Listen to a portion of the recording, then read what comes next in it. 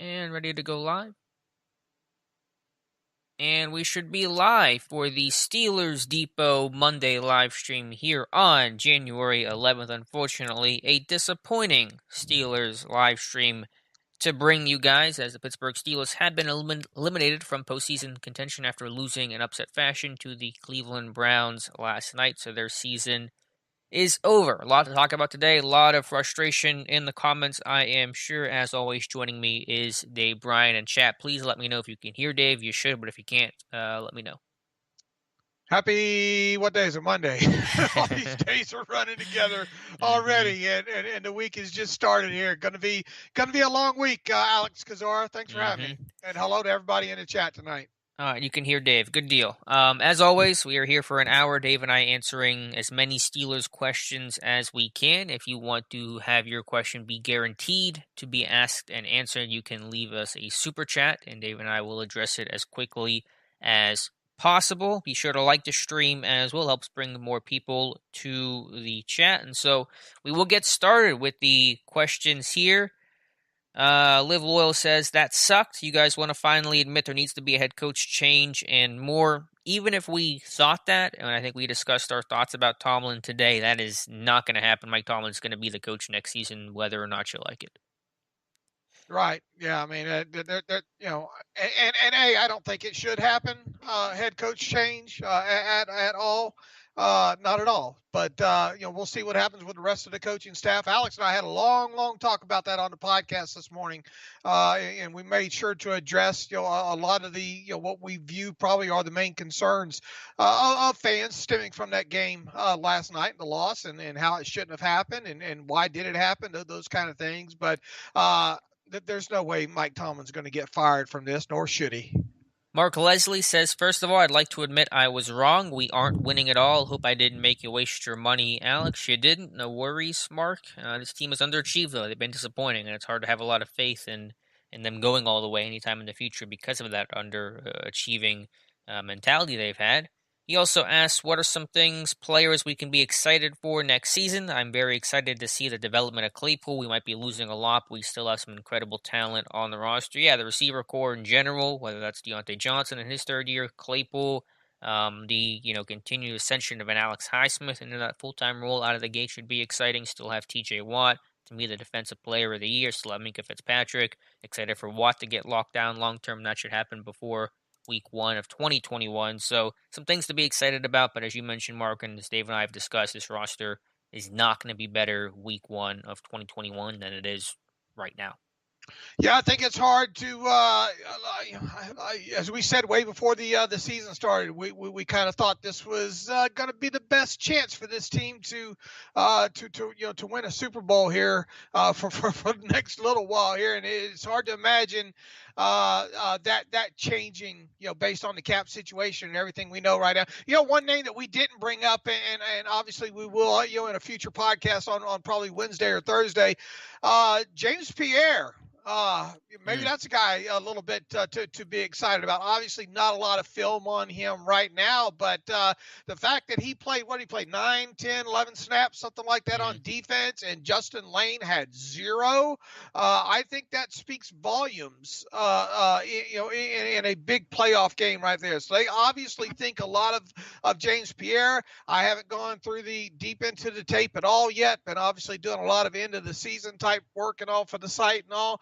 I will these next couple days, but I think James Pierre might be somebody that we go, that we get a little bit excited about with moving forward here. Yeah, he played well in dime packages, supplanting Lane, who struggled in the Week 17 finale versus the Browns. And so, you may have missed on Lane. Maybe you found something in Pierre. I think Collinsworth made the good point. I believe the only undrafted free agent for Pittsburgh this year to make the roster in a very difficult season. So good for him. Got some playing time. Had a breakup downfield on, I believe, a third down. So that was all positive for him. One of the few bright spots last night. Mutated Genome, echoing a thought we've had before. The Steelers won't be a better team next season, so why bring back expensive vets when this team will be over the cap? Is it not time to part ways with Ben Pouncey so younger free agents can be signed? I understand the mentality there, just blow it up, but I think that just trying to blow it up is easy. Trying to figure out a way to even attempt to make it work is harder, and that's the path this team generally takes. And again, it's not like you're saving $41 million by cutting Ben or whatever the money you would save with Pouncey. You're still going to be in a cap situation. You're not going to go out there and sign that high price free agent just because you cut Ben. So it doesn't really open a lot of magical doors by gutting your roster. And look, they're going to try their best to put as competitive as a team as they can out there. A lot of things still that are hard to gauge right now. And number one of that obviously is, what is the cap number going to be? This team stands a lot better chance at retaining a few of these key free agents that they have. The higher the cap number is, the closer it is to being 198.2 and thus remaining flat from this year. As I told Alex this morning on the podcast, and it's been kind of my thoughts all offseason since this kind of the realization of this being a COVID environment that we live in and all, is that I firmly believe in my heart of hearts that the NFL and the NFLPA are going to do everything possible to, at worst, keep the cap number flat in 2021, meaning 198.2 million, even if that means borrowing a little bit from future dollars. They obviously had to set a floor of some kind, and that floor obviously is 175 million. To me, I think that's worst case scenario, and I'm not sure that they hit that with these extra playoff games, and who knows what else they have sold in the meantime. The problem is we're not going to know that real cap number. We'll hear speculation starts creeping out here pretty soon, I would guess, especially around Super Bowl time and all like that. But we're not going to know that number for sure until maybe about two weeks ahead of the start of the new league year in March, which would be right about the new league year starts March 17th. So I'm guessing around March 2nd or 3rd along those lines is when we'll hear. But obviously, the closer the number is to being flat like it was last year at 198.2, the better chance the Steelers will have at retaining a few of these free agents and thus fielding a competitive team. Yeah, I'm not entirely sure if Mutated Genome's comment was about outsider free agents, but any money you save is going to be going towards retaining guys, not necessarily bringing in guys from the outside unless they're going to be cheap options like a BJ Finney, Jesse James, players like that. You're not going to go sign a Steven Nelson this year. If you have any cap flexibility, it'll be about retaining the guys that you're about and at risk of losing. Exactly. Zachary Prosba, one stays, one goes. Butler or Fichtner? Which offensive coaches do you think are gone as well? I'm going to guess Surratt and Faulkner. Again, I don't think either is going, Butler or Fichtner. If I got to pick one, if that's the way you're asking the question, Zachary, I would get rid of Fichtner. I would keep Butler, a sentence I did not think I was going to say a couple of years ago. In terms of who I think actually goes, I think the names you mentioned or the names we mentioned on today's podcast, Surratt, Faulkner, seem like two of the more logical options. Also have to consider tight ends coach James Daniel may retire. He's been getting up there in age. After a COVID-type year, he may want to hang it up, so I'm not entirely sure what his mindset is, but Surratt, Faulkner seem to be two of the more logical options. Obviously, the way the season, the way the season transpired, from the 11-0 point on, is going to be highly scrutinized by Rooney. I don't think. I mean, we seem to say this every year. Probably not going to be surprised either way. The coaching staff will not remain exactly as is. We can probably promise people that. As Alex and I mentioned on the podcast this morning, if there were likely candidates on the coaching staff, I would think Surratt and Eddie Faulkner are at the top of the list there with not having great job security.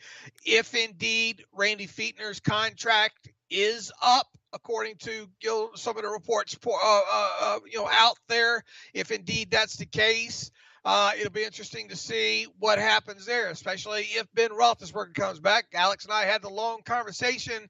How much say does Ben Roethlisberger have?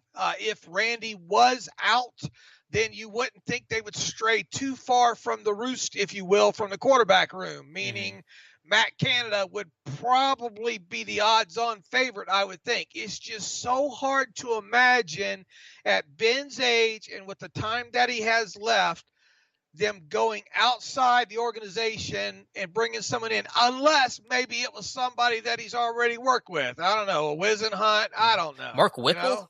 What about Mark? Huh? What's Mark Whipple doing these days? Man, he I would was think around the game, recently. I think the game a little bit past him. No, but I mean, it would be a name that has that Ben's familiar with, right? Mm-hmm. That was his first quarterbacks coach.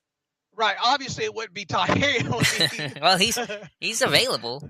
Right. But no, right. he's not going to be Todd Haley. But I mean, you're with me, right? If it's not, if they moved on from a guy like Fichtner, it would more than likely be a guy like Canada or somebody maybe that's been, someone recycled. It's just hard to imagine Ben straying too far from what he already does and likes to do offensive coordinator wise. Right. But as we mentioned on the podcast today, therein may lie the problem, where if you keep doing these static, very limited in the box type moves, you're going to get what you've been getting, which is not nearly good enough. Sure. I'm just telling you the way I think, the way I think it's going to go. I mean, nobody gives a crap about what I think should happen, right. Right. So. And I'm being told Mark Whipple is the OC at Pitt. I knew he was a resurfaced somewhere. He was at UMass for a while as a head coach, and so probably not, but I just want to name out there. A lot of decisions, a lot of intrigue coming up, but Ben's going to be your quarterback. Tomlin's going to be your coach. Fichtner, Butler probably remain as coordinator, and does that mean this team's going to have about the same results as they've had, or if not worse? And that's kind of the fear in my head right now. Have a super chat here. Thank you from Jonathan Mason, $5 super chat. Appreciate it. He says, Alex, you and John Ledyard interact some. Is it possible to get him on the podcast soon? I know he's one of the more critical voices on the Steelers. John is now covering the Bucs. He's on the Buccaneers beat, so I don't think he's doing a whole lot with the Steelers right now. So that's probably not going to happen there, Jonathan, but I appreciate the super chat.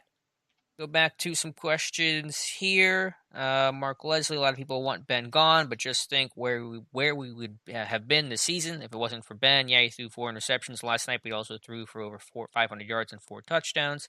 It's a fair point, Mark. Mike Adesso says, I heard today that Spot Track has Cam Sutton projected getting 3 years, $7 million plus. No chance Steelers could afford that. Is this realistic? Hey, stop using Sport Track. It's the single worst cap site out there. They really scrape a lot of the stuff from over the cap. Mm-hmm. The guy, and I don't mind if people go out there and tell him it either. He's about as clueless as they come overall. Sure, he's learned some things about the cap over the years, but do not use Sport Track. If you're going to use, something like that, use over the cap. Mm-hmm. They know their stuff inside and out related to that. Now, as far as market value goes, Alex and I talked about Cam Sutton's value. I mean, you have PFF in their most recent article by them. What did they have the number at? 2.75? Yeah, is that it? 1 year deal under $3 million. Yeah. Look, he's not going to break the bank. I don't think he's going to be around the 7 million mark. Overall, but I mean, I think it'd be over 2.5 million. I could see a team honestly signing him to something, like a 3-year, 15, 18 million. Yeah, 12 to 15, somewhere around in there, $1 million deal. He's got a lot to prove, and on top of it, I don't think he'd be smart to lock himself up for a 5-year deal at a low amount. So maybe something like a 3-year or 2-year deal, something that averages, between $4 to $6 million.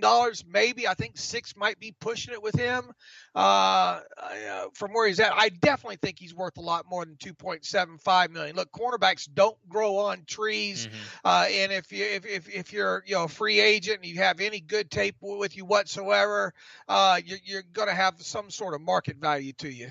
Especially versatile ones, one that can wear a lot of hats for your defense. Higher than PFF's, lower than what Spot Track is trying to say right now, probably in that $5 million range is where I'm personally projecting Cam Sutton. Go back here to the questions. Nick Ritter, is there any realistic chance we trade up for Trey Lance? I really want him, but that offensive line is not good in a big position of need. I don't see trading up as an option. Not that it's 100% impossible, but I just don't see that as the likely scenario for Pittsburgh right now.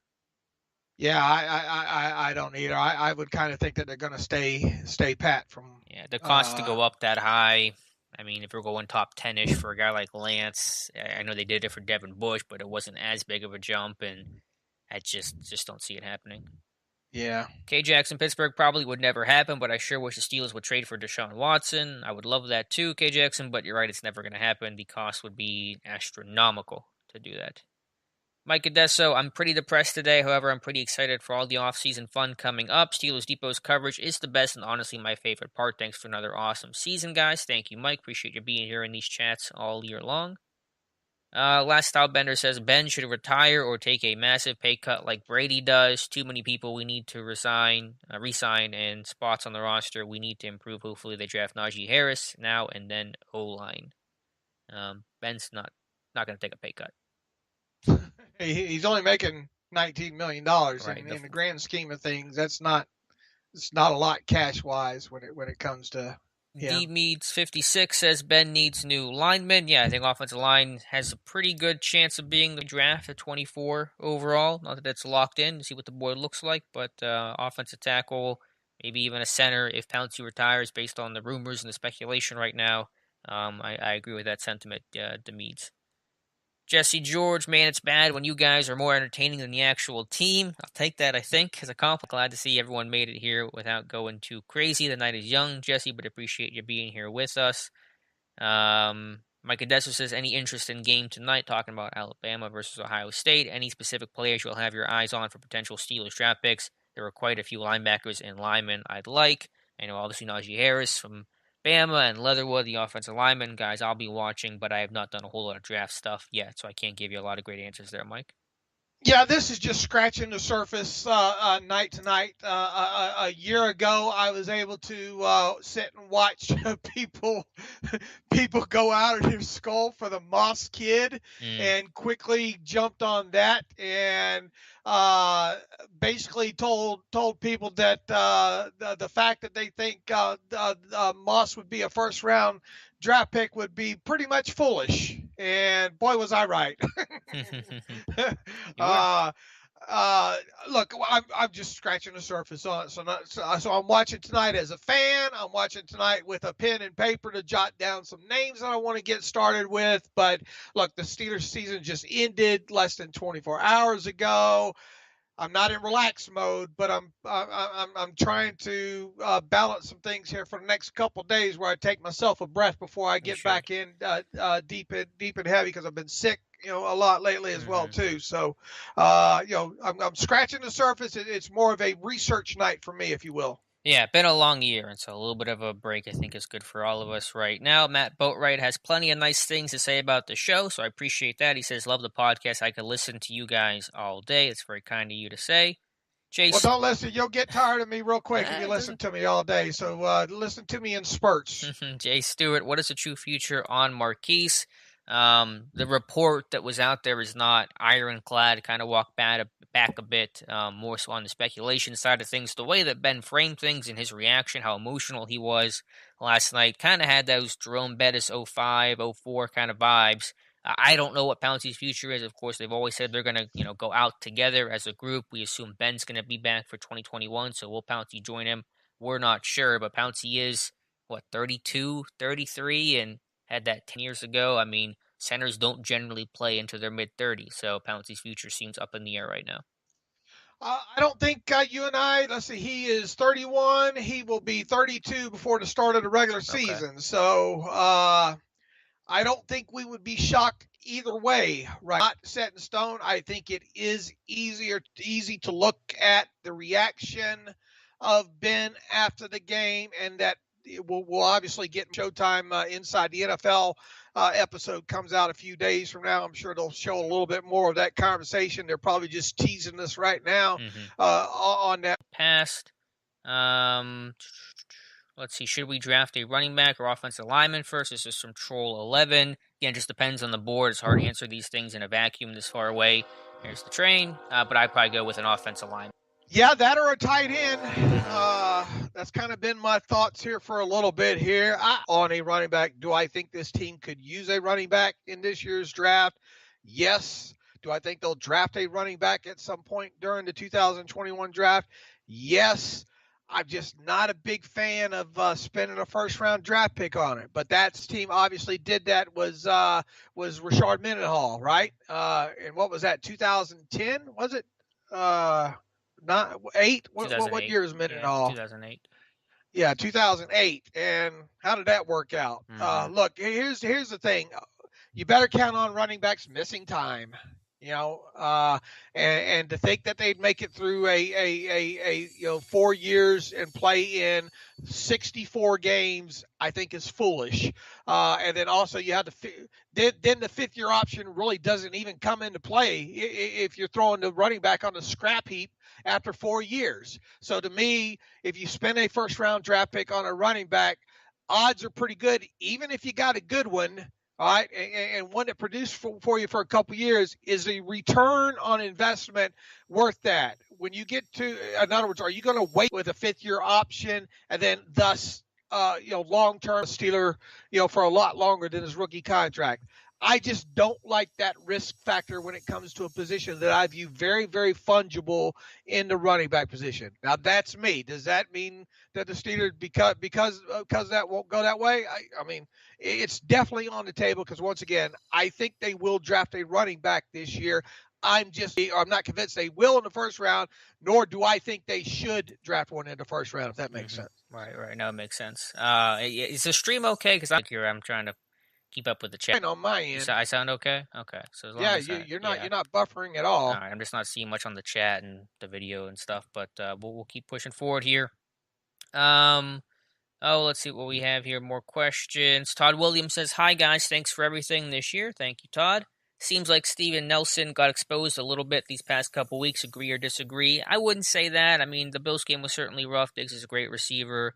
It wasn't as good this year as it was last year, obviously, but I don't know if I would use that phrasing you're using here, Todd. No, look, there are not many times outside of maybe Justin Lane that they got beat over their head, right? Mm-hmm. Right. That's one of the biggest things. What's the most concerning aspect is some of these angles these guys have taken on some of these short passes, and once again, you and I talked about it on the podcast today. You can't have 20 explosive plays of 20 yards or more turn into 40, double explosive plays of 40 yards. And then, you can't have those things end up in the end zone. And you go back to the week 17 game. Yeah, you had some backups in there, but you had two key missed tackles on the Chubb 40-something yard run, and both explosive touchdown plays last night. You had more missed tackles. So to me, that's one of the biggest concerns coverage-wise, and really I don't think Nelson was involved in any of those. Correct me if I'm wrong, right? Yeah, I just went through my charting, and I don't think I pegged Nelson for really any big plays allowed, 1 or 2 catches, but nothing dramatic. Now, look, was it a great look? Russia, and Alex is a fan of this too. Russian coverage go hand in hand. You can have some average corners back there in the back, and if you got a good free safety, and if you got 4 guys up front that you can get pressure with, you're going to be fine. And pressure on the quarterback, an ability to do that with 4 hides a lot of things that go on in your secondary. So was it an all pro bowl season for Steven Nelson? No. Was it probably a tick down from what he had the year before?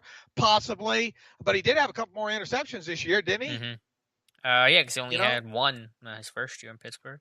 Right. So it's not awful. He'll be back, for probably one last bite of the apple pie. We'll see what they do with his contract this offseason. I wouldn't think that you go out of your way to extend Steven Nelson this offseason, but stranger things have happened. But he'll obviously be back in 2021. Do you reduce any, move some money by extending out Steven Nelson a little bit, or no?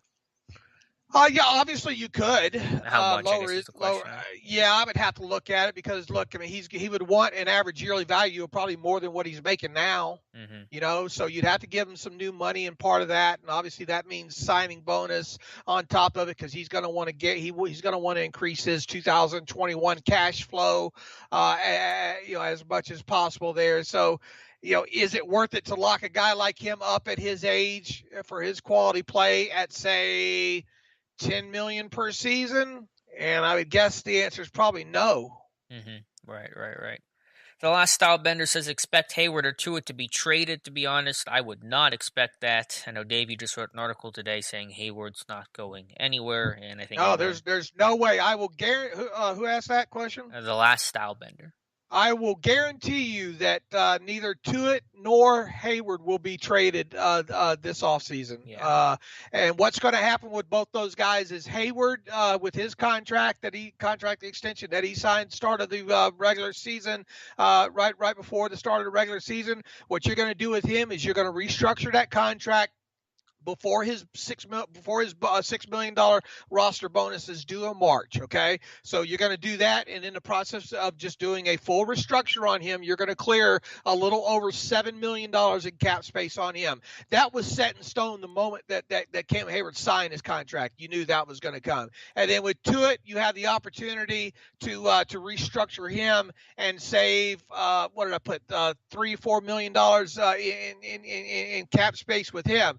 If you trade him outright, if you cut or trade to it, you only save a little over $5 million in cap space. So why not just restructure him, keep a starter, a good star. He had his best season this year, 11 sacks. And now you want to trade him because if you trade him, like once again, you only gained the $5 million in cap space, and who you gonna put at that starting defensive end spot then? So I will guarantee you that Tuitt and Hayward don't go anywhere this offseason. I'm with you. Jay Stewart and Todd Williams have similar questions about linebackers on receivers, and I'll have a film room on this in the morning. The Browns didn't do this a lot, but they did it in key situations where they, put out heavy personnel, 2 tight ends, 3 tight ends. They went empty, kept Steelers in their base defense, and they matched up linebackers on receivers. Jarvis Landry was able to make some plays in the middle of the field and beat guys one-on-one, and that's not new for this team. They've always had issues trying to solve empty, and teams who want to move their top receiver to the number 3, the furthermost slot position, and Pittsburgh just has never really had a good answer in some of their empty checks, and Cleveland got them for some crucial pickups in this game. Yeah, almost identical to the Chargers game a couple years ago. And they did this last week. This wasn't like something that they surprised Pittsburgh with. I did an article on it. If I'm seeing it, then obviously the team is seeing it, and they just didn't have a great answer for it. And they haven't really had it in years, as you referenced. Such a key situation like that. I mean, that would have been a huge stop right there. Mix it up. Don't go to tendencies. At least put a corner. Make them go to a damn tight end other than a wide receiver on a linebacker. Spillane was set up to fail. You can't put that on Spillane. I mean, the guy can't stick with a wide receiver in that situation. There, they knew exactly what they were going to get when they broke the huddle, and I believe I don't know. You've looked at it since then. That was 13 personnel, was it not? Actually, I think on that play, let me check my notes here on paper. Who was down at the bottom of the screen for them offensively? I think actually they were in. Let me look here. Was it 12? When did that come? That happened later in the game, right? That was a fourth quarter. It was third and whatever, right? 4. I think it was 12. I'm not sure of the right play here on my paper notes, but I think it was 12 personnel. I know there was at least 2 tight ends on the field. Yeah. I know that for sure. Okay. I just don't know who the guy at the bottom of the screen is until I look at the all 22. Yeah, pretty sure it's 12 personnel. Do you have the timestamp on that? Again, I'm just looking at my paper notes. I think it's 8:37 that would have been the fourth quarter because I have Spillane down for the target on this play. That has to be it. So, yeah, it was 12 personnel. 8:37 fourth quarter? Yes. Okay. So, believe that is 12 empty. And I think Cleveland did that 4 times or five dropbacks, I believe, 4 passes, and all 4 were complete. And I think all 4 were for first downs. So I'm going to look at the all 22 real quick here. I'll tell you. That. Yeah, well, you do that. And then we have a cap question for you to ask after that. Mike Chigan asking, so Ben is owed $19 million, but once he's gone, it'll clear $41 million, correct? I believe that's not. Yeah, that's not correct. But I'll let you tackle either that first or the all 22 question first. The wide receiver, so it's that wide shot, and it's still hard to tell who is at the bottom of the screen here from. Numbers show up. It's 20. It's another running back, I think. 27. Who's 27? That's Kareem Hunt. That's the running back Hunt. Okay, so he's the one at the bottom of the screen. Right. Probably it should be the only running back that they didn't do any pony with Wait a minute. Chubb and Hunt. Should See be two here. tight ends. You're looking for an 81, 85, 88, 89 are their tight ends. Okay. Yeah. Yeah, I think it's 12 personnel then. Okay. Yeah, there you go. So, yeah, not good enough. So, to Mike Triggan's question, he says Ben is owed 19 million, but once he's gone, it'll clear 41. That is not correct. If you want to explain where that's incorrect. Right. Here's the thing. Ben's cap numbers obviously, in the 41 area there. He's only scheduled to make. Ben is $19 million in both combined base salary and roster bonus. All right, $4 million in base salary, and he's due a roster bonus a few days after the start of the new league year in March of $15 million.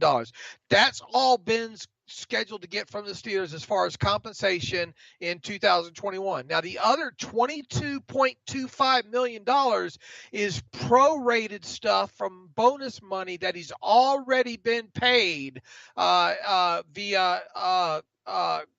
signing bonus money, proration. Now, obviously, part of that came via the most recent restructure of that. He's already been paid that, but that 22.25 is for accounting cap purposes only. All right, that's not a cash figure. That money's already been paid to Ben. So, but you've got to account for it in the accounting because the CBA says you can only stretch that out for the life of the contract or 5 years. As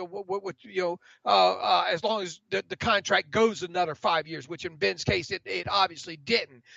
So 22.25 stays in that prorated bonus for column for 2021, and once again, that's amortized previous paid money. That figure does not change if Ben retires, is cut, traded, whatever. That 22.25 stays right there in that column of prorated bonus money as a dead money cap charge there. Now, what does go away is, and you would obviously have to trade him or cut him before you paid him the $15 million roster bonus. If you did, then you would save what obviously you are due to pay him this year, and that's a grand total of $19 million. So what you would have is you would save $19 million in cap, and then the other $22.25 million would stay on the books as a dead money charge. That's going to be part of his cap charge either way you go here. So the only savings, once again, is $19 million. And to save that $19 million, you essentially would have to trade or cut Ben prior to, I think it's like March 20th is when his $15 million roster bonus is due. So that's it. That's a savings, $19 million. Now, the only other way that you can lower his cap number is you would sign him to an extension of however many years. You would take that $15 million roster bonus he's due, along with almost $3 million of the base salary that he's due, turn that into a signing bonus, and then prorate that out for however many extension years that you have. Now, obviously, if those are not what they call false years on top of it, Ben's going to want more new money, to hang around and play if indeed he intended to play past 2021. So then you run into that conundrum. The best case probably scenario, what might end up happening with him is he either signs. He says, look, I'm done after 2021. So if you want to add some false years on me, just go ahead and pay me out that 15 plus another 3 about 18 million signing bonus money just to help your cap figures this year, then go ahead and do that. That's one scenario. The other scenario is just you leave the damn thing alone. 2021 is his final year of his contract, and he rides off into the sunset. Even if you extended him out with 4 false years on top of 2021, you're not going to save astronomical amounts of cap space here, with him. Yeah, did I explain it good enough? No, I think you did a great job with that. Very thorough.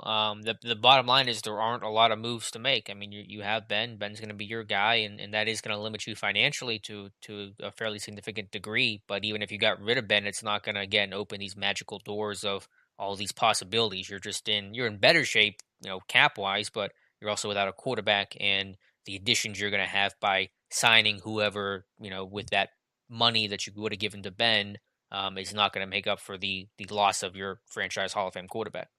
Now, you people listening to this, make sure you spread the word. When you hear people say Ben is due $41 million in 2021, you tell them that's BS. He's not due. That's his cap charge. He is due $19 million.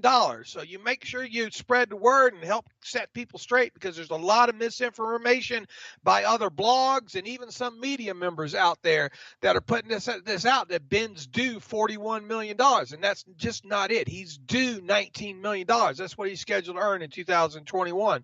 The rest is bonus proration for cap accounting purposes. Right, and just to put a bow on it quickly, the reason why there's that disparity between what he's actually owed and his cap charge was from all the restructures done over the years, right? The old kicking the can down the road, correct? Right. Well, even his newest deal, it was a short extension for one thing, so that there was not the 5 years of stretching that huge signing bonus out for one, and then you turn around and you restructured the deal on top of it, and you're kicking even that can, in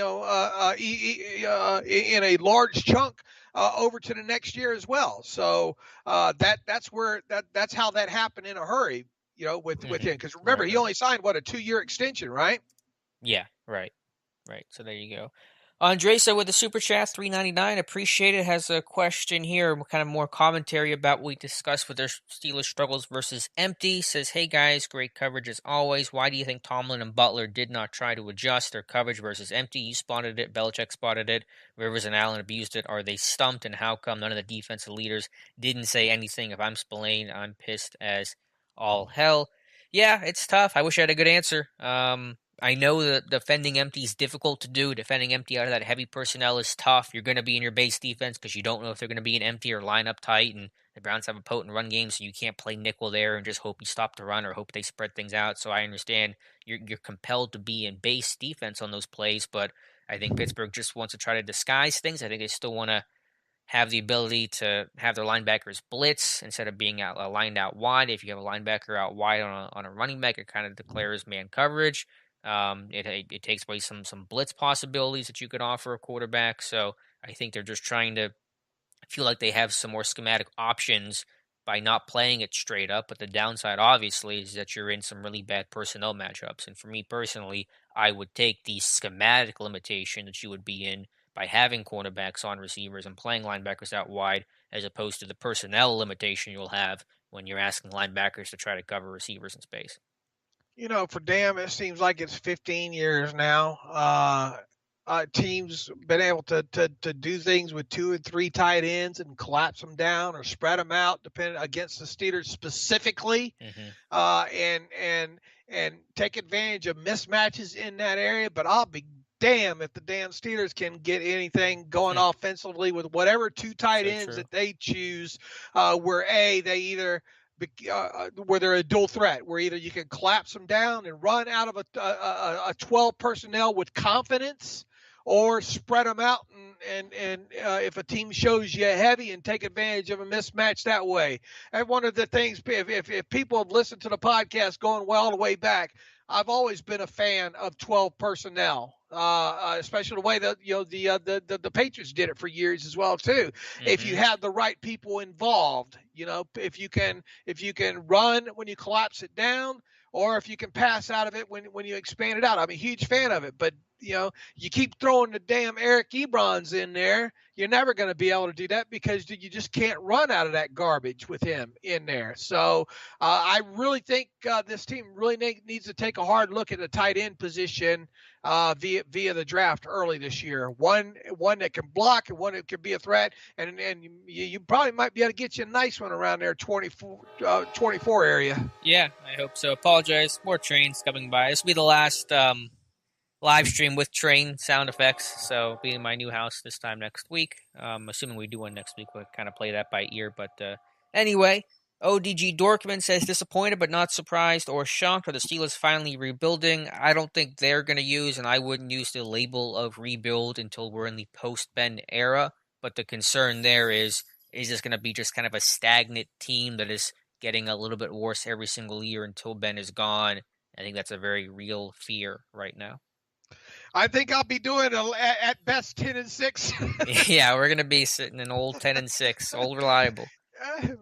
Maybe not even that. Yeah. We might be in 9-7, or well, I guess it depends on if they do 17 games, right? We might do we might shift up to the 10-7 range there, in there. But make no mistake about it. And once again, I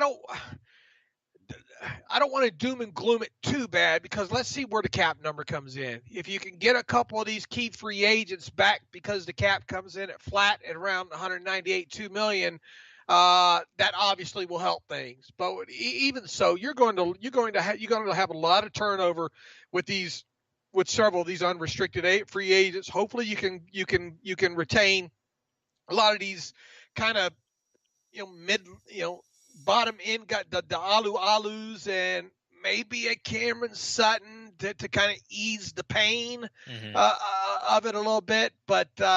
The Mike Hiltons and possibly the Jujus and, obviously the Bud Duprees are going to be out the door there. So the biggest concern, I think, overall is that the defense is going to take a step backwards to some degree. And if that happens, can the offense help carry? They couldn't carry the slack hardly at times a lot of games this year. Will they be able to carry even more slack next year? That's the biggest concern.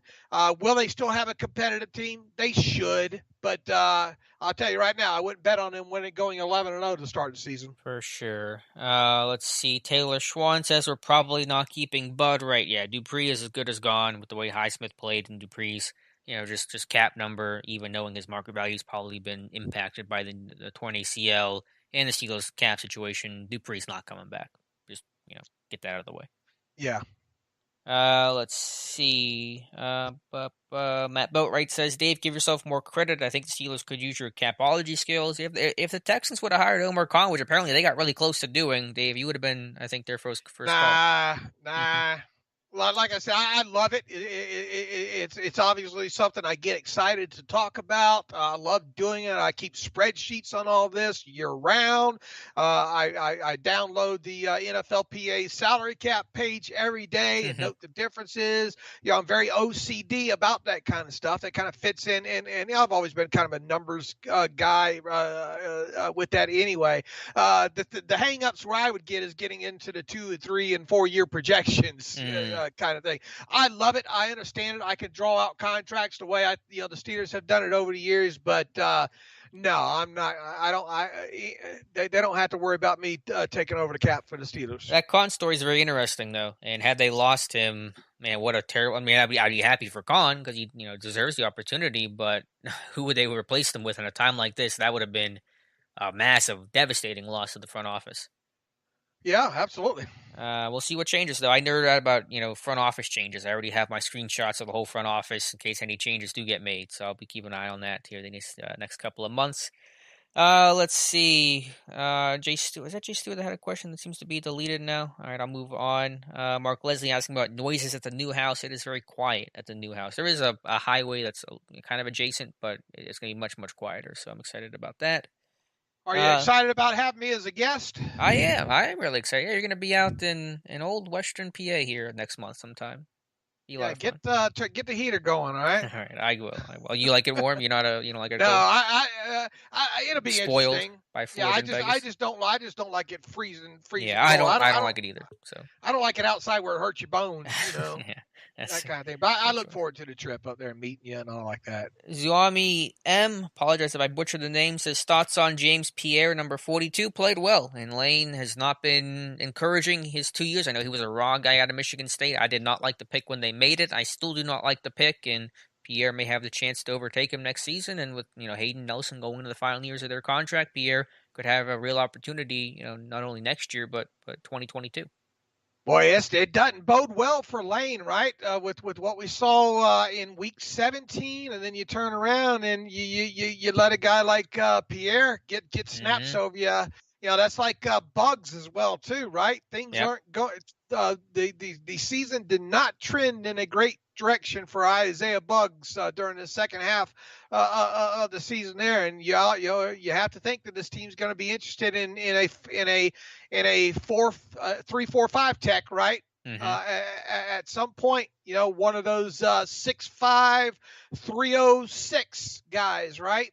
And if they get one of those, man, early in the draft, that puts Isaiah Buggs on notice right away. Now, obviously, Isaiah or Wormley, man, it'd be great if they could get him back on a 1-year minimum salary benefit deal, just for 1 year depth. But I have a feeling that there'll be people knocking on his door too. Yeah, I know we had, if you listen to the podcast, Dave and I kind of run through who we think will come back in terms of free agency. The list is unimpressive, but we're just hoping for a Cam Sutton type of re-signing to make that hit a little bit easier to deal with.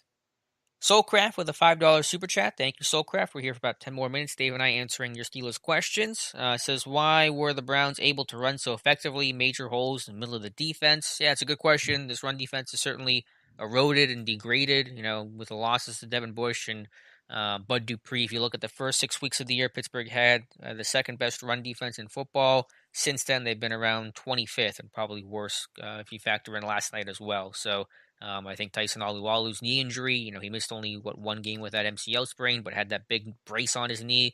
Has not been the same player, unfortunately. Might be an offseason surgery type of candidate. And just the losses and it's just combination of losing Dupree and Bush, the rotation inside linebacker, just kind of added up, and this team was worn down by season's end. Let's see, a couple more questions. DJ2, is there any legitimate way the Steelers can keep Hilton, Sutton, etc. without cutting Ben and then maybe bringing him back? I'm not sure about the bringing him back part. I mean, they can't keep both Hilton and Sutton. I think keeping Hilton alone is still going to be too difficult to do. I think hopefully you can try to bring back Sutton on that 3-year to 12 to 15 million that Dave outlined. That's kind of maybe your best case scenario right now. I would think so. Hilton deserves to make some money somewhere else, man. He really does. I just don't think the Steelers are able to afford him, and I think they'll have to choose between one of the two, and they tend to choose probably the lower value one of them, and probably the younger one on top of it. So I would think that would make Cam Sutton the more likely candidate. PlayDead0112, Alex, why do you blame Tomlin for playoff failures for the decades? I think Ben is more to blame. He is not a franchise quarterback anymore. I mean, I think Ben deserves some blame. No one here is blameless for the underachieving Steelers of these last 10 years, but Tomlin is the head coach. The record is reflective on him and the overall failures of this team over the years, from defensive failures to in-game coaching mistakes and just overall. Tomlin has built a lot of talent. They've really done a good job of acquiring and drafting and maintaining, retaining those guys, but they just have not been able to play to their level of talent. And that's can be partially a reflection on Ben, fine, but I think that is a bigger reflection overall on Tomlin because he's the man in control of this entire team. And this entire team, at separate points, offense, defense, special teams, has disappointed and underachieved over these last 10 seasons. So that's my answer there. Silver lining, Mike Adesso says, with the closing of facility today due to COVID positives, we don't have to stress all week on who's out or not. Fair point. At least some of the COVID stuff we don't have to worry about as much right now. That was a heck of a year. And I mean, who knows? Next year, there's no guarantee it's going to be different. Anyway, couple more questions here. We'll answer for you guys. Cordell Carter, just finished listening to your podcast. I agree, unfortunately, no big changes, but DC and special teams coordinator could be possibilities. No way Randy's going anywhere if Ben's back. There was a report from Jerry Dulac, and he went pretty much all in on this thing about Tomlin calling all the plays yesterday. That was Dulac's reporting. I mean, if that's Tomlin's decision, what is the use of Keith Butler if he's not calling plays at all? Going to be interesting. I don't know how he got that out. Look, we talked about this on the podcast this morning, right? We were glad that question got answered, but Tomlin also did a great job of skirting it on top of it there. And also, there's been the talk in the past. How much does Keith Butler actually call on a game in, game out basis? How big of you see a lot of times Tomlin has that card in there, but is that just to see what the calls are and double? We don't know, for lack of a better term there. But if indeed the report's true and Tomlin called the whole game, then makes you kind of wonder. It does. And we won't know. The thing is, we're, other than reports like that, is that to kind of flush out the real answer, or Dulac was adamant about it, though. I mean, he was strong in his wording. He was not, equivocating at all. Right. And I've said that Tomlin has had a growing influence over the years, and I think that's pretty much in line with what Dulac's been saying. So, just open question, no right or wrong answer, but something to think about. Destiny Collins, why don't we come out with urgency from kickoff? We've had the talent to do that for a decade. I will never root for the Patriots, but I hate that we lack that man. I don't get it. It's hard to describe the word. I understand the choice of the word urgency. I won't give it a word specifically, but I'll just, vent my frustrations about how bad this team has been to start games for really the past 2 years. Obviously, last year, more understandable without Ben.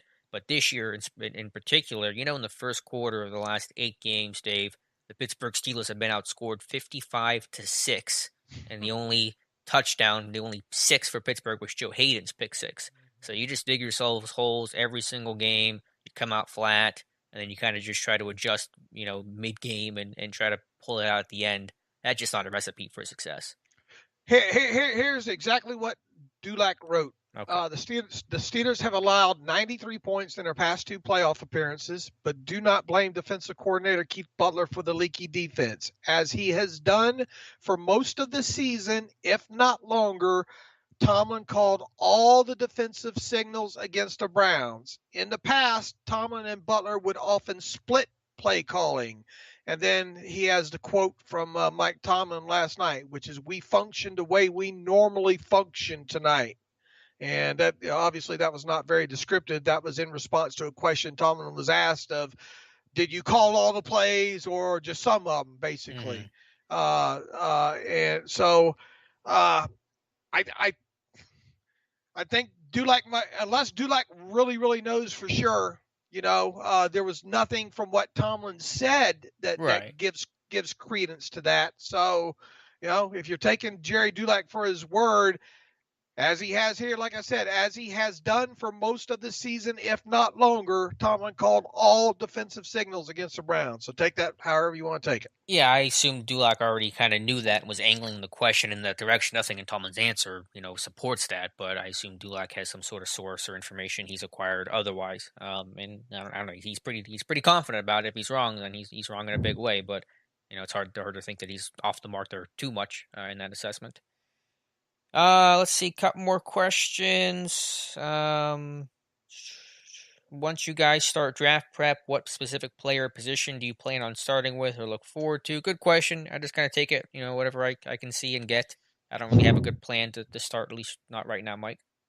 No, I usually gravitate to like edge rushers and tight ends and wide receivers and contextualizations of those kind of things. I think we're going to even have kind of excited. I think we're going to have like 2 or 3 maybe new people doing on top of kind of our normal group of people doing some of these player profiles. So my hope and I think our goal is to have 4, 5, 6 of those out a week.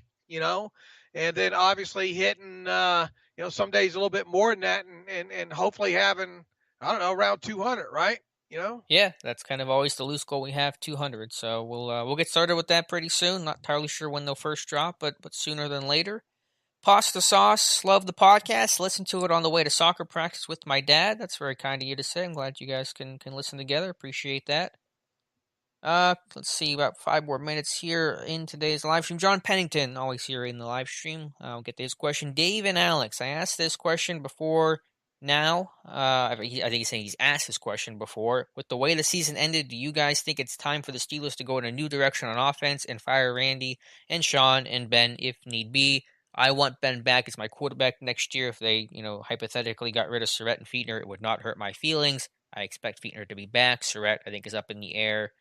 That's from a reality standpoint, from what I would do or what I would like to see standpoint. If I got rid of Fiedner, I would not be upset about it.